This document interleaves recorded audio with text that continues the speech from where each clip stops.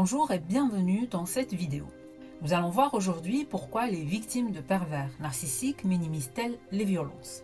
De nombreuses victimes de pervers narcissiques minimisent les violences physiques ou psychologiques qu'elles subissent et ce n'est pas un hasard.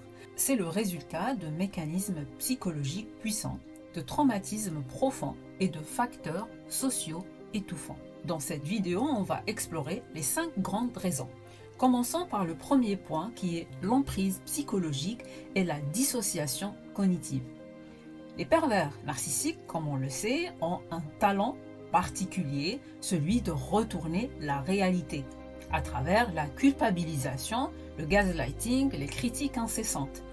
Petit à petit, la victime ne sait plus ce qui est normal ou non. Cette manipulation constante entraîne une confusion mentale, voire une dissociation.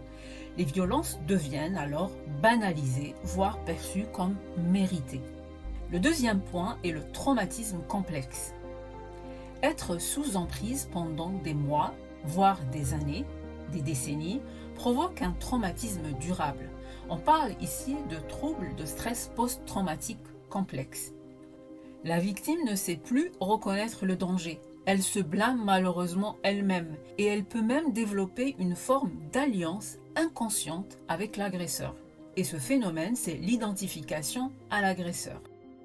Le troisième point est la dépendance affective et l'illusion de contrôle. Ce qui rend la situation encore plus difficile, c'est que ces relations sont souvent cycliques. Violence, puis excuses, love bombing, de grandes démonstrations d'amour, insultes, dévalorisation, etc. Donc tout ça va troubler encore plus la victime. Et elle finit par croire qu'elle peut sauver l'autre, qu'il peut changer. Elle garde toujours un espoir. Alors elle minimise ce qui s'est passé pour préserver cet espoir. On parle ici de l'illusion de contrôle. Le quatrième point, c'est la honte et la stigmatisation. Parler de violence psychologique ou physique, ce n'est pas simple.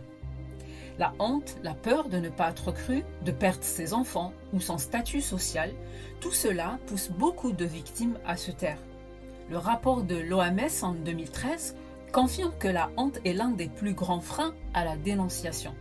Le dernier point est la neurobiologie du traumatisme. Enfin, ce que beaucoup ignorent, c'est que le cerveau lui-même change sous l'effet du traumatisme. L'amygdale, le centre de la peur, s'emballe. Le cortex préfrontal, qui permet de raisonner, malheureusement, se désactive partiellement. Ce qui va rendre